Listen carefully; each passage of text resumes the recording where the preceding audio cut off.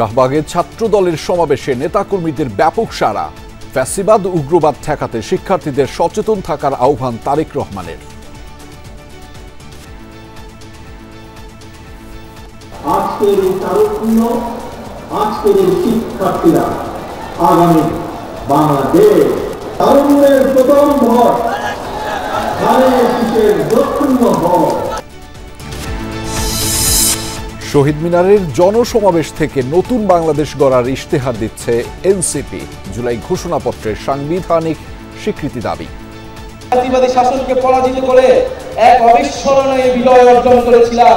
এক ফ্যাসিবাদী শাসন হটিয়ে আরেক ফ্যাসিবাদী ব্যবস্থার উত্থানের সম্ভাবনাকে জিয়ে রেখে আমরা নিশ্চিন্তে ঘরে ফিরতে পারি না। গণহত্যা মামলায় শেখ হাসিনার বিরুদ্ধে সাক্ষ্য দিলেন আন্দোলনে আহত খোকন চন্দ্র। ফ্যাসিস্টের বিচার মানব সভ্যতার ইতিহাসে নজির হবে বললেন অ্যাটর্নি জেনারেল।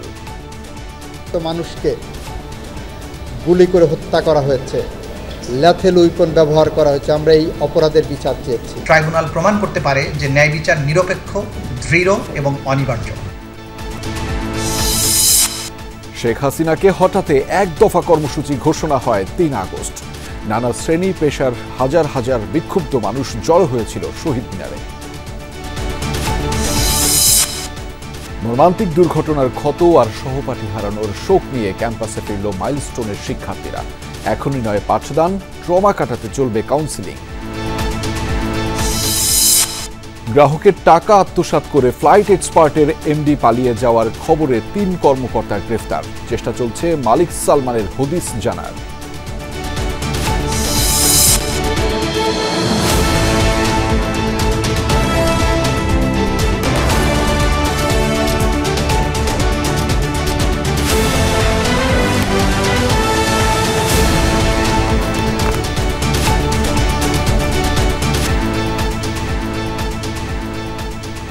দর্শক, আমন্ত্রণ সন্ধ্যার বাংলাদেশের আয়োজনে আপনাদের সঙ্গে আছি আমি আহমেদ রেজা। এতক্ষণ শিরোনাম দেখছিলেন, এবার জানাচ্ছি বিস্তারিত। দেশে ফ্যাসিবাদ, উগ্রবাদ, চরমপন্থার উত্থান কিংবা পুনর্বাসন ঠেকাতে শিক্ষার্থীদের সচেতন থাকার আহ্বান জানিয়েছেন বিএনপির ভারপ্রাপ্ত চেয়ারম্যান তারেক রহমান। ঢাকার ছাত্র সমাবেশে যোগ দিয়ে তিনি বলেন, কেবল কথামালা নয়, রাজনীতির গুণগত পরিবর্তন আনবে বিএনপি। তুলে ধরেন ছাত্রদের নিয়ে বিএনপির বৃহৎ কর্মপরিকল্পনা। সকল শিক্ষার্থী ও তরুণ প্রজন্মকে ধানের শীষে ভোট দেওয়ার আহ্বান জানিয়েছেন তিনি। সমাবেশে বিএনপি মহাসচিব আশা প্রকাশ করে বলেন, ফেব্রুয়ারিতে নির্বাচনের আগেই তারেক রহমানের দেশে ফেরার অপেক্ষায় রয়েছে জনগণ।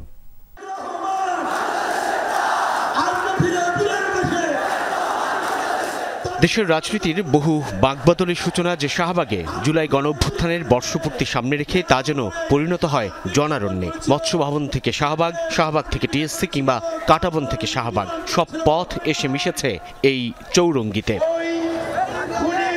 কোটা সংস্কার থেকে সরকার পতনের আন্দোলনের রাজপথে নেতৃত্বে ছিল যে কিশোর তরুণ ছাত্ররা, তাদের অংশগ্রহণে ছাত্রদলের এই বিশাল ছাত্র সমাবেশ। পূর্ব নির্ধারিত ভেন্যু শহীদ মিনারের পরিবর্তে এনসিপির অনুরোধে শাহবাগে ছাত্রদলের এই কর্মসূচি রাজনৈতিক সহনশীলতা আর সৌহার্দ্যের উদাহরণও বটে। মহাসমাবেশে রূপ নেয়া এই ঐতিহাসিক ছাত্র সমাবেশ দেশের রাজনীতির অন্যতম গুরুত্বপূর্ণ ঘটনা বলেই মনে করে ছাত্রদল।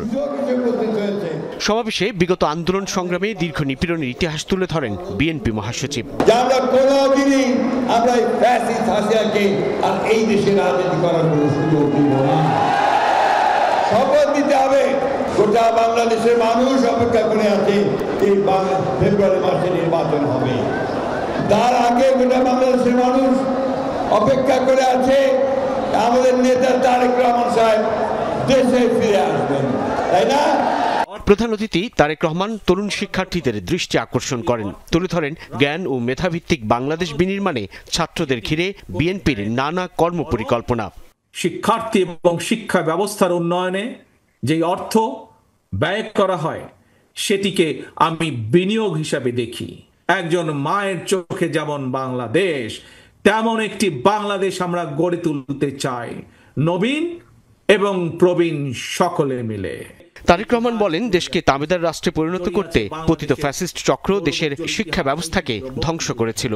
ফ্যাসিবাদ শাসন আমলে ভিন্ন দল, ভিন্ন মতের শিক্ষার্থীদের জন্য এই ঢাকা বিশ্ববিদ্যালয়ের ক্যাম্পাসগুলোকে সেই সময় কনসেন্ট্রেশন ক্যাম্পে পরিণত করা হয়েছিল। এই বাংলাদেশে ফ্যাসিবাদ, উগ্রবাদ, চরমপন্থার উত্থান কিংবা পুনর্বাসন ঠেকাতে শিক্ষার্থীদেরকে অবশ্যই সচেতন থাকতে হবে, সচেতন ভূমিকা পালন করতে হবে। গেল 15 বছরে দেশে নতুন 4 কোটি ভোটার যুক্ত হলেও ফ্যাসিবাদ চক্র ভোটাধিকার কেড়ে নিয়েছে উল্লেখ করে বিএনপির ভারপ্রাপ্ত চেয়ারম্যান তারুণ্যের প্রথম ভোট ধানের শীষের জন্য হোক বলে মন্তব্য করেন। গত 1.5 দশকে ভোট প্রয়োগের অধিকার বঞ্চিত 3.5 কোটি ভোটার সহ সবার সমর্থন এবং সহযোগিতা চাই। সকল শিক্ষার্থী এবং তরুণ প্রজন্মের কাছে আজ আমার একটি আহ্বান থাকবে, তারুণ্যের প্রথম ভোট ধানের শীষের জন্য হোক। কি সেই আহ্বান? তারুণ্যের প্রথম ভোট ধানের শীষের জন্য হোক। কর্মব্যস্ত দিনে সমাবেশ করায় ছাত্রদল যেমন দুঃখ প্রকাশ করেছে, ঠিক তেমনি অফিস ফেরত মানুষের ভোগান্তি বিবেচনায় আয়োজন শেষ করে 6টার আগেই। 2022 সালের এই দিনে তেল, গ্যাস ও নিত্যপণ্যের মূল্যবৃদ্ধির প্রতিবাদ করতে গিয়ে ভোলায় গুলিবিদ্ধ জেলা ছাত্রদল সভাপতি নুরে আলম রাজধানীতে চিকিৎসাধীন অবস্থায় প্রাণ হারিয়েছিলেন। 16-17 বছরের ফ্যাসিবাদ বিরোধী আন্দোলনে ছাত্রদলের প্রায় 4 শতাধিক নেতাকর্মী নিহত হয়, আর সবশেষ জুলাই অভ্যুত্থানে শহীদ ওয়াসিম সহ প্রাণ হারিয়েছে 142 জন। এই বিপুল সংখ্যক ছাত্র নেতাকর্মীদের অংশগ্রহণের ছাত্র সমাবেশ থেকে সংগঠনটি সেই রাজনৈতিক বার্তাই দিচ্ছে যে এই ছাত্র সমাজ সংস্কার ও বিচার প্রক্রিয়া যেমন ত্বরান্বিত করতে চায়, ঠিক তেমনি তাদের রাজনৈতিক অধিকার হিসেবে ভোটাধিকার প্রতিষ্ঠার বেলায় একটা দ্রুত সময়ে জাতীয় নির্বাচনের দাবি তোলা হচ্ছে এই ছাত্র সমাবেশ থেকে আরও একবার। সাইফুদ্দিন রবিন, যমুনা নিউজ, শাহবাগ, ঢাকা। হাতে পতাকা, মুখে স্লোগান। সকাল থেকেই ছাত্র দলের নেতাকর্মীদের পদচারণায় মুখর ছিল শাহবাগ ও আশপাশের এলাকা। জুলাই গণঅভ্যুত্থানের বর্ষপূর্তি উপলক্ষে আয়োজিত সমাবেশে সবার মাঝে ছিল সাজ সাজ রব। সংগঠনের নেতারা বলছিলেন, ফ্যাসিবাদের ব্যবস্থার বিলোপ ঘটিয়ে নতুন বাংলাদেশ গড়তে চান তারা, আর এজন্য প্রয়োজন ঐক্য ও সহমর্মিতা।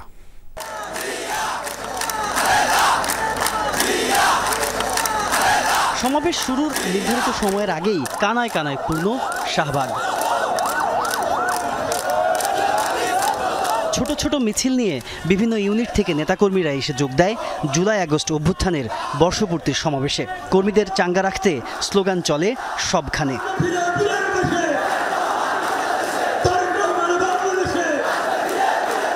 নেতাকর্মীরা বলেন, সমাবেশ সফল করতে আর সুশৃঙ্খল রাখতে নির্দেশনা ছিল আগেই, সেটি প্রতিপালন করছেন তারা। ভোটের ব্যবস্থা পুনরুদ্ধারের জন্য এবং বাংলাদেশ জাতীয়তাবাদী ছাত্রদল কতটা সুসংগঠিত এবং সাংগঠনিকভাবে কতটুকু শৃঙ্খল, সেই জিনিসটা প্রমাণ করার জন্য আজকে আমাদের এখানে ছাত্র সমাবেশ করা।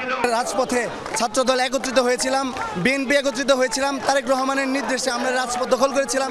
সেই তাৎপর্যকে আজকে ব্যাখ্যা করার জন্য আমরা মূলত আজকে ভিন্ন ধর্মে এই প্রোগ্রাম করেছি। দিক নির্দেশনা নিয়ে তারপরে আমরা দেশের একটি সুন্দর পরিবেশ সৃষ্টি করার লক্ষ্যে আমরা ছাত্রদল কাজ করে যাচ্ছি। জুলাইয়ের চেতনাকে ভাগ করার প্রবণতা দেখা যাচ্ছে বলে অভিযোগ করেন অনেকে। কাঁধে কাঁধ মিলিয়ে লড়েছি, তখন কিন্তু আমাদের বিন্দুমাত্র মতভেদ ছিল না। এই মতভেদটা তৈরি হয়েছে একটা স্বার্থন্বেষী গোষ্ঠী, তারা তাদের নিজেদের সুবিধার জন্য এই জুলাই আন্দোলনের ক্রেডিটকে নিজেদের করে নিতে চায়। এই যে ক্রেডিট নেওয়ার রাজনীতি যেটা শুরু হয়েছে, যে ক্রেডিটবাজি, সবাই সবার ক্রেডিট খুঁজতে গিয়ে নিজেদের মধ্যে একটা দূরত্ব তৈরি হয়েছে। এই দূরত্বটা হওয়া উচিত নয়। জুলাই গণঅভ্যুত্থানের যে ছাত্র সংগঠনগুলা আমরা একসাথে কাজ করেছিলাম, বাংলাদেশের প্রশ্নে আমরা সবসময় একসাথেই কাজ করব। বাংলাদেশকে নিয়ে আজও ষড়যন্ত্র শেষ হয়নি। এখন একটি নির্দিষ্ট গোষ্ঠী বাংলাদেশের স্বাধীনতা, সার্বভৌমত্ব এবং বাংলাদেশের স্থিতিশীলতা নিয়ে ষড়যন্ত্র করে যাচ্ছে। দেশকে নতুন করে সাজাতে ছাত্রদের একসঙ্গে কাজ করতে হবে বলেন ছাত্র দলের নেতাকর্মীরা। বিভেদ ভুলে সবাইকে দেশের জন্য কাজ করার আহ্বানও ছিল তাদের কণ্ঠে। বাংলাদেশ জাতীয়তাবাদী ছাত্র দলের এতটাই জনপ্রিয়তা রয়েছে যে বাংলাদেশ জাতীয়তাবাদী ছাত্র দল কোনো সমাবেশটা ডাকলে সেটি মহাসমাবেশে রূপান্তরিত হয়ে যায়। তিনি আমাদেরকে বলেছিল যে আমরা সঠিক সময়ে এখানে উপস্থিত থাকবো, কোনো রকম বিশৃঙ্খলা করা যাবে না এবং আমরা যাওয়ার পরে অবশ্যই জায়গা পরিষ্কার রাখবো। আমাদের জায়গা থেকে আমরা কোনো বিভাজিত রাজনীতি করছি না, বরং ঐক্যবদ্ধ এবং একটা ইতিবাচক রাজনীতির জন্য আমাদের সদা সকল প্রস্তুতি রয়েছে। পূর্ব ঘোষণা অনুযায়ী এদিন সমাবেশে ছিল না কোনো ব্যানার ফেস্টুন। যানজট কমাতে ঢাকার বাইরে থেকে আসা গাড়িগুলো রাখা হয় সমাবেশ স্থল থেকে দূরে। তাজনুর ইসলাম, যমুনা নিউজ, ঢাকা। দেশে বিভাজনের রাজনীতি দেখতে চায় না এনসিপি।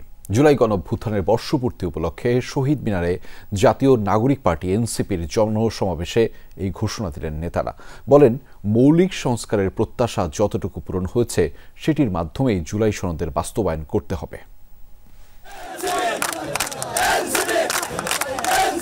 জুলাই গণঅভ্যুত্থানের বর্ষপূর্তি উপলক্ষে শহীদ মিনারে জাতীয় নাগরিক পার্টি এনসিপির জনসমাবেশ। বিকেল থেকে সারা দেশ থেকে জড়ো হয় নেতাকর্মীরা।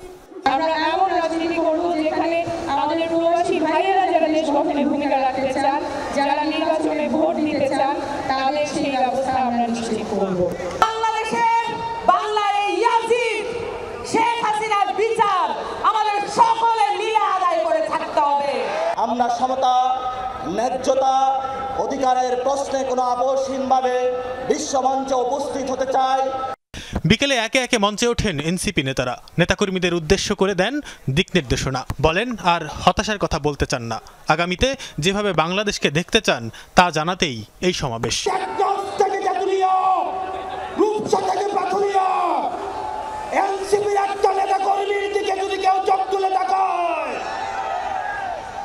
আমরা তাকে রাজনৈতিকভাবে মোকাবেলা করব। এই বাংলাদেশে যেমন ইসলাম ফোবিয়ার জায়গা হবে না, ইসলাম বিদ্বেষেরও জায়গা হবে না। এই বাংলাদেশে আমরা যেমন কোন জঙ্গিকে দাঁড়াতে দিব না, তেমনি কোন জঙ্গি নাটকও করতে দিব না। নেতারা জানান, দেশে বিভাজনের রাজনীতি দেখতে চায় না এনসিপি। দাবি করেন, মৌলিক সংস্কারের যতটুকু প্রত্যাশা পূরণ হয়েছে সেটার মাধ্যমেই জুলাই সনদ বাস্তবায়ন করতে হবে। সেই বাংলাদেশে আমরা আর বিভাজনের রাজনীতি দেখতে চাই না।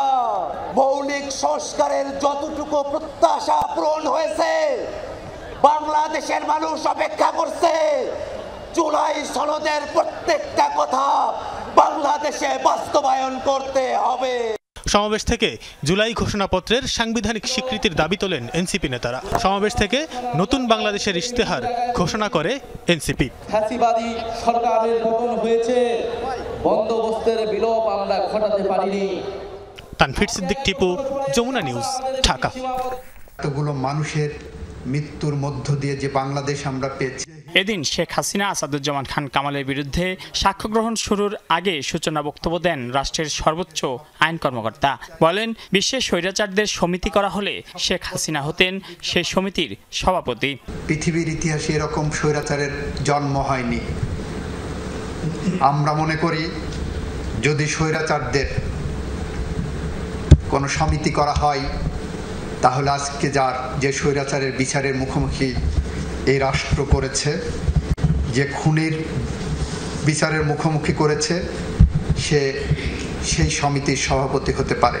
ট্রাইব্যুনালে তিনি বলেন, বিগত 15 বছরের গুম, খুন ও জুলাই আগস্টের মানবতাবিরোধী অপরাধের দায়ে ফ্যাসিস্ট শেখ হাসিনার বিচার এমনভাবে করতে হবে যেন মানব সভ্যতার ইতিহাসে নজির হয়ে থাকে। আইনি কাঠামোর মধ্যে শেখ হাসিনা সহ আসামিদের সর্বোচ্চ সাজা চান অ্যাটর্নি জেনারেল। বাংলাদেশের মানুষের জন্য, গণতন্ত্রের জন্য, বাংলাদেশের আগামী প্রজন্মের বসবাস করে দেওয়ার জন্য এমন একটি ন্যায় বিচার প্রতিষ্ঠা করা দরকার, যে সমাজে খুনের রাজনীতি বন্ধ হবে। সূচনা বক্তব্যে চিফ প্রসিকিউটর বলেন, শেখ হাসিনা সহ আসামিদের বিরুদ্ধে অকাট্য প্রমাণ রয়েছে, পার পাওয়ার কোনো সুযোগ নেই। বিচার চলাকালে আমরা প্রমাণ করব যে আসামিরা তাদের কার্যকলাপের মাধ্যমে এমন ভয়াবহ অপরাধ সংঘটিত করেছে যা বিশ্ব বিবেককে নাড়া দিয়েছে। আমাদের গুরু দায়িত্ব হলো এই অপরাধের জবাবদিহিতা নিশ্চিত করা এবং আগামী প্রজন্মের জন্য ন্যায়ভিত্তিক এক নিরাপদ ভবিষ্যৎ রচনা করা। এই বিচার অতীতের হিসেব মেটানো নয়, বিচার বিভাগের উপর জনগণের আস্থা পুনরুদ্ধারের একটি প্রক্রিয়া বলে উল্লেখ করেন তাজুল ইসলাম। এই মামলাটি শুধুমাত্র নির্দিষ্ট অভিযোগের নিষ্পত্তির জন্যই গুরুত্বপূর্ণ নয়, বরং ন্যায় বিচার, গণতন্ত্র ও মানবিক মর্যাদার সেই মূল্যবোধকে প্রতিষ্ঠার জন্য গুরুত্বপূর্ণ, যা জাতীয় ও আন্তর্জাতিক আইনের কেন্দ্রবিন্দু। সূচনা বক্তব্য শেষে শুরু হয় সাক্ষ্য গ্রহণ। শেখ হাসিনার মামলায় প্রথম সাক্ষী হিসেবে ট্রাইব্যুনালে সাক্ষ্য দেন গুলিতে মুখ ঝাঁঝরা হওয়া খোকন চন্দ্র বর্মন। মাইনুল মারুফ, যমুনা নিউজ, ঢাকা। পুলিশের নির্বিচার হত্যা, হয়রানি আর শেখ হাসিনার কূটকৌশলের প্রতিবাদে ফুঁসে ওঠে ছাত্র জনতা। 34 জুলাই হাজার হাজার বিক্ষুব্ধ মানুষ জড়ো হয় কেন্দ্রীয় শহীদ মিনারে। বিভিন্ন শ্রেণী পেশার মানুষের জমায়েতে সরকার পতনের এক দফা ঘোষিত হয় সেদিন বিকেলে। তবে শেখ হাসিনার মসনদের ভিত নড়ে যায় সকালেই, যখন ছাত্র জনতার পক্ষে নিজ অবস্থান জানায় সেনাবাহিনী। তখনও ক্ষমতা কুক্ষিগত করবার নীল নকশায় বুধ তৎকালীন প্রধানমন্ত্রী শেখ হাসিনা। যুক্ত ছিল অধীনস্থ কর্মী বাহিনীও।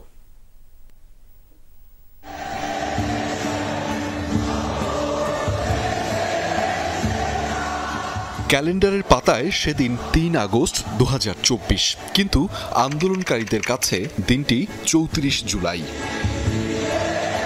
কেন্দ্রীয় শহীদ মিনার, যত দূর চোখ যায় মানুষ আর মানুষ। কে শিক্ষার্থী, কে অভিভাবক, কে পেশাজীবী, চেনা দেয়। সবার গন্তব্য রক্ত দিয়ে কেনা স্বাধীন বাংলাদেশের ভিত্তিমূল কেন্দ্রীয় শহীদ মিনারে। উদ্বেলিত ছাত্র জনতার প্রতিবাদী স্লোগানে প্রকম্পিত হয় ঢাকার আকাশ বাতাস। বৈষম্য বিরোধী ছাত্র আন্দোলনের পূর্ব ঘোষিত এই কর্মসূচিতে যোগ দিতে রাজধানীর বিভিন্ন প্রান্ত থেকে দলে দলে মিছিল আসতে থাকে সকাল থেকেই। দুপুর গড়িয়ে বিকেল পুরো এলাকা পরিণত হয় জনসমুদ্রে। এখানেই তৎকালীন বৈষম্য বিরোধী আন্দোলনের নেতারা সাফ জানিয়ে দেন, আর ছাত্র জনতার রক্তে রঞ্জিত আওয়ামী লীগের ক্ষমতায় থাকার অধিকার নেই। দাবি এখন একটাই, স্বৈরাচারী হাসিনা সরকারের পতন। আমরা মনে করি খুনি হাসিনা সরকার এবং এই ফ্যাসিবাদী শাসন ব্যবস্থা বাংলাদেশ থেকে তার পতন করতে হবে। শিক্ষার্থীদের দাবির সঙ্গে একাত্মতা প্রকাশ করে এদিন মাঠে নামে ব্যান্ড ও সঙ্গীত শিল্পীরা। ধানমন্ডির রবীন্দ্র সরোবরের সংহতি জানিয়ে শিল্পীদের অনেকেই যোগ দেন শহীদ মিনারে। সমাবেশে যোগ দিয়েছিলেন অবসরপ্রাপ্ত সেনা কর্মকর্তারাও। সমর্থন আরও জোরালো হয় যখন বিএনপি তাদের অবস্থান জানায়। কেবল নৈতিক সমর্থন নয়, কোটা সংস্কার আন্দোলনে শিক্ষার্থীদের সব ধরনের সহযোগিতা করবে দলটি। ছাত্রদের এই যৌক্তিক আন্দোলন, এই আন্দোলনে আমাদের শুধু সমর্থন নয়, আমাদের সর্ব রকমের সহযোগিতা সহমতে তাদের সঙ্গে থাকবে। আন্দোলন দমাতে এদিন রাতে সরকারি বেসরকারি বিভিন্ন বিশ্ববিদ্যালয়ের ভিসি, শিক্ষক এবং কলেজ অধ্যক্ষদের সঙ্গে মত বিনিময় করেন শেখ হাসিনা। আন্দোলনকারীদের সাথে আলোচনায় বসার আগ্রহ প্রকাশ করেন তিনি। যখনই এই আন্দোলনকারীরা কথা বলতে চায়, আলোচনা করে সমাধান করতে চায়, আমি তাদের সাথে নিজেই বসতে রাজি। অন্যদিকে তারই দলের সাধারণ সম্পাদক ওবায়দুল কাদের ঘোষণা করেন পাল্টা কর্মসূচির। জানান, পরদিন থেকে রাজধানী সহ দেশের সকল নগর মহানগরে জমায়েত কর্মসূচি পালন করবে আওয়ামী লীগ। বাংলাদেশের সকল জেলা ও মহানগরে জমায়েত।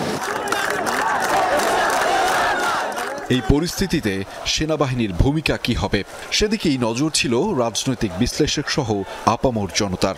এদিন অফিসার্স অ্যাড্রেসে সেনাবাহিনী প্রধান জেনারেল ওয়াকারুজ্জামান বলেন, বাংলাদেশ সেনাবাহিনী সবসময় জনগণের পাশে আছে এবং থাকবে, যা আন্দোলনকারীদের মনোবলকে আরও দৃঢ় করে তোলে। এতে বেগবান হয় এক দফা আন্দোলন, যার ফলশ্রুতিতে 5 আগস্ট দেশ ছেড়ে পালিয়ে যায় শেখ হাসিনা। অবসান ঘটে বাংলাদেশের ইতিহাসের সবচেয়ে দীর্ঘ স্বৈরাচারের। রচিত হয় নতুন এক ইতিহাস। আহমেদ রেজা, যমুনা নিউজ, ঢাকা। 13 দিন পর আবারও খুলেছে মাইলস্টোন স্কুল অ্যান্ড কলেজ। মর্মান্তিক দুর্ঘটনার ক্ষত আর সহপাঠী বন্ধু, ছোট ভাই বোন হারানোর বেদনা নিয়ে ক্যাম্পাসে ফিরেছে শিক্ষার্থীরা।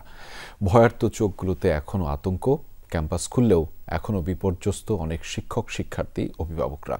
কর্তৃপক্ষ বলছে এখনই ক্লাসে একাডেমিক কার্যক্রম শুরু হবে না।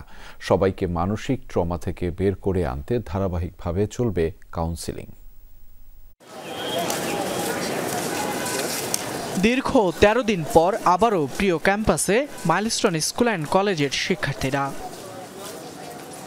তবে প্রিয় শিক্ষা প্রতিষ্ঠানের বদলে গেছে অনেক কিছুই। মৃত্যুর সমীকরণে হাসি খুনসুটির প্রাঙ্গণ এখন শোকের দগদগে ক্ষতের জানান দেয়। চোখে মুখে হতাশা, আফসোস।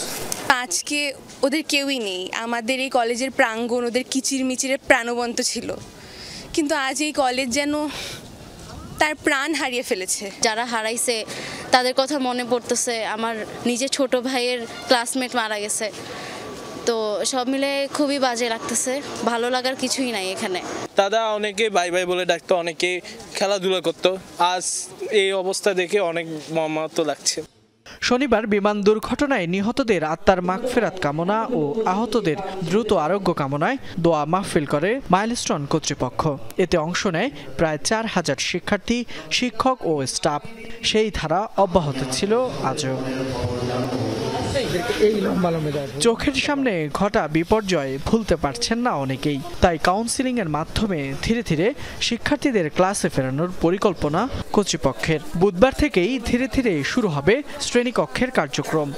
বিমান বাহিনী ওনাদের একটা মেডিকেল টিম আছে, ওনারা কাউন্সিলিং করতেছেন। ব্রাকের থেকে একটা কাউন্সিলিং টিম পেয়েছি, তারা এখানে কাজ করতেছেন। আমাদের মাইলস্টোনের একটা কাউন্সিলিং টিম আছে, আমাদের সাইকোলজি ডিপার্টমেন্টের যারা ফ্যাকাল্টি মেম্বার তারা ওইখানে কাউন্সিলিং করতেছেন। এই মুহূর্তে এটা খুব জরুরি আমাদের জন্য, স্টুডেন্টরা বেশ ট্রমাটাইজড হয়ে আছে। দুর্ঘটনার পর থেকেই নানান অসত্য তথ্য আর মরদেহের সংখ্যা নিয়ে বিতর্ক চলছে। অভিযোগ ওঠে ফ্লাইজোনের পাশেই কিভাবে শিক্ষা প্রতিষ্ঠান। তবে কর্তৃপক্ষ বলছে সব অনুমোদন নিয়েই তৈরি করা হয়েছে মাইলস্টোন ক্যাম্পাস। রাজুকে আমাদেরকে বলে ভবন তৈরি করতে হলে সিভিল এভিয়েশন অথরিটির পারমিশন লাগবে, কারণ তারা উচ্চতাটা বলে দিবে। আমরা সিভিল এভিয়েশন অথরিটিকে লিখি, তারা আমাদেরকে বলে দেয় তোমরা 150 ফিট পর্যন্ত ভবন করতে পারো। সেই প্রেক্ষিতে রাজুকে আমাদেরকে প্ল্যান দেয়, সেই প্রেক্ষিতে আমরা ভবন নির্মাণ করি। এরপর আবার কিছু কিছু মিডিয়াতে আসছে যে অনুমোদনবিহীন স্কুল। গত 21 জুলাই মাইলস্টোন ক্যাম্পাসে বিধ্বস্ত হয় বিমান বাহিনীর একটি প্রশিক্ষণ যুদ্ধ বিমান। দুর্ঘটনায় এখন পর্যন্ত প্রাণ ছড়েছে 34 জনের, প্রায় অর্ধশত এখনও নিচ্ছেন চিকিৎসা। ভয়াবহ বিমান দুর্ঘটনার দুঃসহ স্মৃতি কাটিয়ে আবারও শিক্ষার্থীদের পদচারণা মাইলস্টোন ক্যাম্পাসে। স্বজন, সহপাঠী, বন্ধুদের হারানোর যে ট্রমা সেটি কাটিয়ে আবারও স্বাভাবিক জীবনে ফিরবে শিক্ষার্থীরা, সেই প্রত্যাশা কলেজ কর্তৃপক্ষের। ফয়সাল মাহমুদ, যমুনা নিউজ, ঢাকা। গ্রাহকের কোটি কোটি টাকা আত্মসাতের অভিযোগে করা মামলায় অনলাইন টিকিট প্ল্যাটফর্ম ফ্লাইট এক্সপার্টের হেড অব ফাইন্যান্স সহ 3 কর্মকর্তাকে গ্রেফতার করেছে পুলিশ। তবে দেশ ছেড়ে পালিয়েছেন ব্যবস্থাপনা পরিচালক ও মালিক সালমান বিন রশিদ। প্রতিষ্ঠানের কর্মচারীরা বলছেন গ্রাহকের টাকা নিয়ে পালিয়েছেন তিনি, কিন্তু একটি গণমাধ্যমে সালমান দাবি করেছেন প্রতিষ্ঠানের 3 কর্মকর্তার বিশ্বাসঘাতকতায় প্রতিষ্ঠানটি ডুবেছে। এই পরিস্থিতিতে আগাম টিকিট কাটা অসংখ্য গ্রাহক ও ট্রাভেল এজেন্সির অর্থ ফেরত পাবেন কিনা তা নিয়ে তৈরি হয়েছে অনিশ্চয়তা। শনিবার রাতে হঠাৎই সামাজিক যোগাযোগ মাধ্যমে খবর আসে অনলাইন টিকিট প্ল্যাটফর্ম ফ্লাইট এক্সপার্টের কার্যক্রম বন্ধের। গ্রাহকের কোটি টাকা হাতিয়ে নিয়ে দেশ ছেড়ে পালিয়েছেন প্রতিষ্ঠানটির মালিক সালমান বিন রশিদ। এমন খবরে উদ্বিগ্ন গ্রাহক ও এজেন্সিগুলো ভিড় করেন মতিঝিলের সিটি সেন্টারে ফ্লাইট এক্সপার্টের অফিসে। আজকে সকাল থেকে হঠাৎ করে একটা গুঞ্জন আমরা শুনি আর কি, যে তাদেরকে পাওয়া যাচ্ছে না, তাদের ম্যানেজমেন্ট অফ হয়ে গেছে। এইভাবে হাজার হাজার কোটি টাকা নিয়ে ওরা পালিয়ে যায়, ওদেরকে ধরা যায় না, ছোঁয়া যায় না। আমার প্রায় 70 লক্ষ টাকার মতো টিকিট আটকে আছে, যেটা ফ্লাইট এক্সপার্টে। এর মধ্যে কিছু টিকিট আছে যেগুলো হচ্ছে কি থার্ড পার্টি থেকে ওরা নিয়ে আমাদেরকে দিচ্ছে। আমাদের মোটামুটি প্রায় 10 লক্ষ টাকার টিকিট আছে এখানে। ফ্লাইট এক্সপার্টের মালিক নিখোঁজ এমন অভিযোগে মতিঝিল থানায় জিডি করেন প্রতিষ্ঠানটির কর্মচারীরা বলছেন গ্রাহকের টাকা নিয়ে পালিয়েছেন তাদের এমডি সালমান। কিন্তু একটি গণমাধ্যমে সালমান দাবি করেছেন প্রতিষ্ঠানটির 3 কর্মকর্তার বিশ্বাসঘাতকতায় প্রতিষ্ঠানটি ডুবেছে। শুধু ফ্লাইট এক্সপার্ট জড়িত না, এটার সাথে হাজি জড়িত, এটার সাথে বড় বড় এজেন্সি জড়িত। টিকিটগুলোর জন্য রিফান্ড না হয়, যাত্রীগুলো প্রবাসে যাবে, তাদের অনেক আশা নিয়ে তারা স্বপ্ন নিয়ে তারা নিঃস্ব হয়ে যাবে। আমাদের টিকিটগুলো যেন অনলাইনে থাকে, আমরা জানি যাত্রী করে জানি সহি সালামতন যেন ফ্লাইট দিতে পারি। শনিবার রাতেই এক গ্রাহক কোটি কোটি টাকা আত্মসাতের অভিযোগে প্রতিষ্ঠানটির মালিক সহ 5 জনের নাম উল্লেখ করে মতিঝিল থানায় মামলা করেন। এরপর ফ্লাইট এক্সপার্টের head of finance Sakib Hossain সহ 3 জনকে গ্রেপ্তার করেছে পুলিশ। যে অনেক লোকের অর্থ এখানে ছিল, তারা বিভিন্ন যে এয়ারলাইনের টিকিট এবং হোটেল বুকিং করত। এই 17টি প্রতিষ্ঠানের প্রায় 4 কোটি টাকা তারা আত্মসাৎ করেছে মর্মে পরবর্তীতে একজন ভুক্তভোগী তাদের বিরুদ্ধে মামলা করে এবং এই সংক্রান্তে অলরেডি 3 জনকে গ্রেফতার করা হয়েছে। এমন পরিস্থিতিতে আগাম টিকিট কাটা অসংখ্য গ্রাহক ও ট্রাভেল এজেন্সি অর্থ ফেরত পাবেন কিনা তা নিয়ে তৈরি হয়েছে অনিশ্চয়তা। পুলিশ অর্থ উদ্ধারে মালিকের খোঁজ করছেন বলে সংবাদ সম্মেলনে জানায়। 2017 সালে যাত্রা শুরু করে ফ্লাইট এক্সপার্ট। বিশেষ করে কম খরচে সহজে টিকিট বুকিংয়ের সুবিধার কারণে প্ল্যাটফর্মটি জনপ্রিয় হয়ে ওঠে ভোক্তাদের কাছে। রাব্বি সিদ্দিকী, যমুনা নিউজ, ঢাকা। অন্তর্বর্তীকালীন সরকারের মেয়াদে নবম ওয়েজ বোর্ড বাস্তবায়ন, সাংবাদিকদের সুরক্ষা আইন ও সম্প্রচার নীতিমালার কাজ শেষ করতে চায় সরকার, জানিয়েছেন তথ্য উপদেষ্টা মাহফুজ আলম। জুলাই গণ অভ্যুত্থানে সাংবাদিকদের ভূমিকার প্রশংসা করেন প্রেস সচিব। গণমাধ্যম কর্মীদের নিরাপত্তা নিশ্চিতে জোর দেন তিনি। অভ্যুত্থানের সাংবাদিকদের সাহসী ভূমিকায় সম্মাননা প্রদান অনুষ্ঠানে এসব বলেন তারা। 24 জুলাইয়ে দীর্ঘ স্বৈরশাসন ও অন্যায়ের বিরুদ্ধে জেগে উঠেছিল জাতি। আর সেই সময়টিতেই সবচেয়ে বিপদসংকুল ফ্রন্ট লাইনটাই ছিলেন গণমাধ্যম কর্মীরা। এ সময় প্রাণ গেছে 5 সাংবাদিকের। তাদের অবদানে স্বীকৃতি দিতে দেশজুড়ে সাহসী গণমাধ্যম কর্মীদের সম্মাননা প্রদান করেছে সাংবাদিক কল্যাণ ট্রাস্ট। এই সম্মান শুধু একজন ব্যক্তির না, প্রতিটি সত্যান্বেষীর, যারা ভয়কে জয় করে লিখে গেছে ইতিহাস।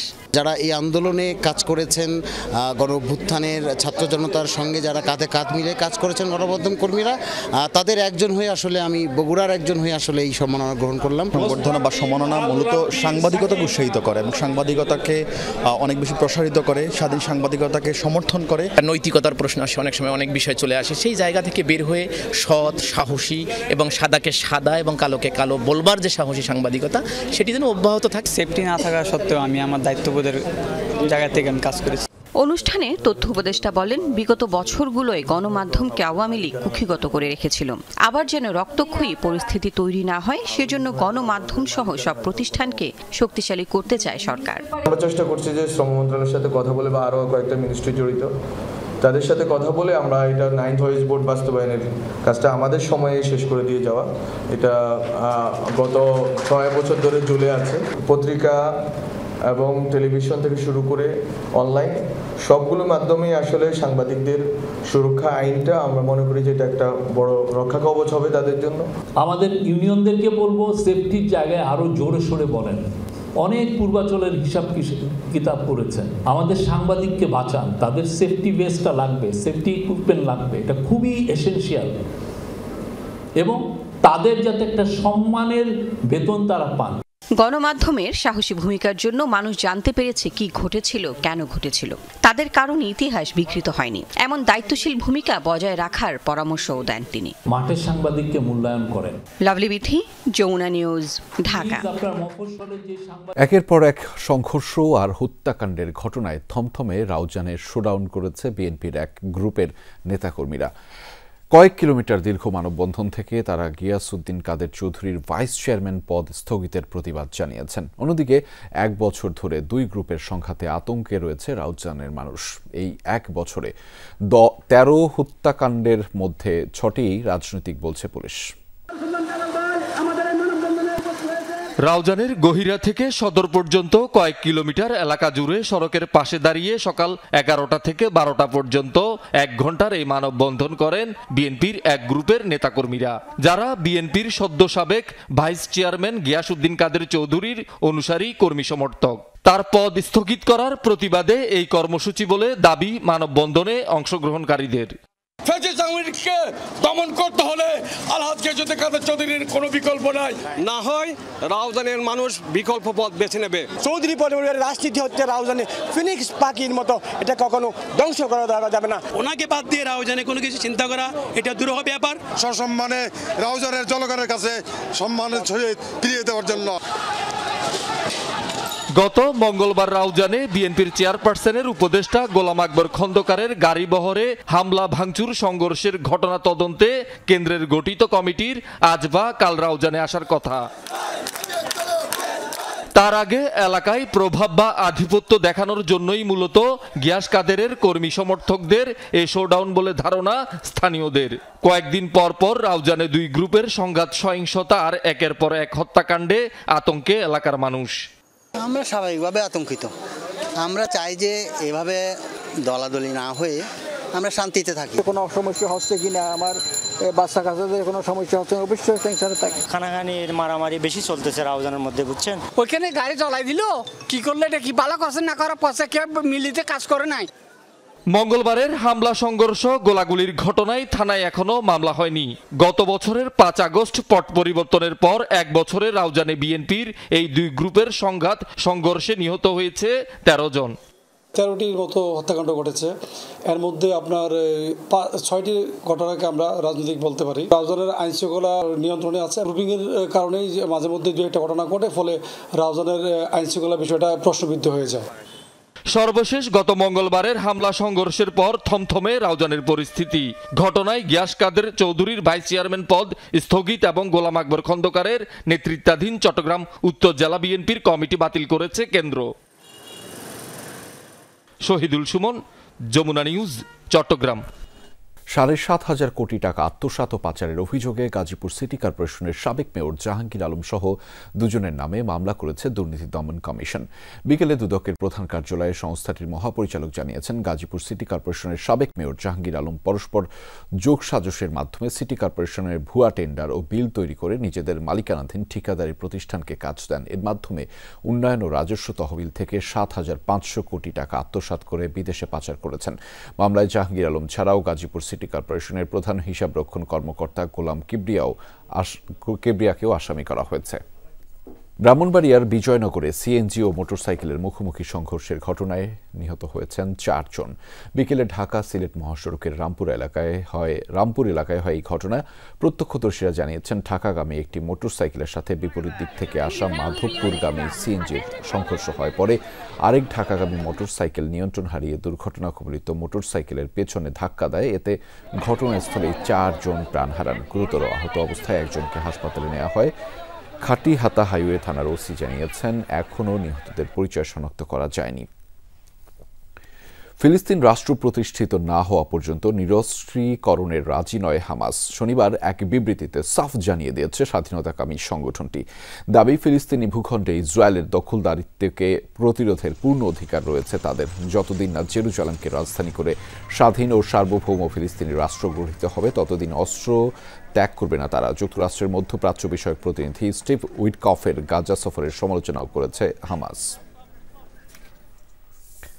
দর্শক, এই ছিল আজকে সন্ধ্যার বাংলাদেশের আয়োজনে। এতক্ষণ সাথে থাকার জন্য আপনাদের সবাইকে ধন্যবাদ।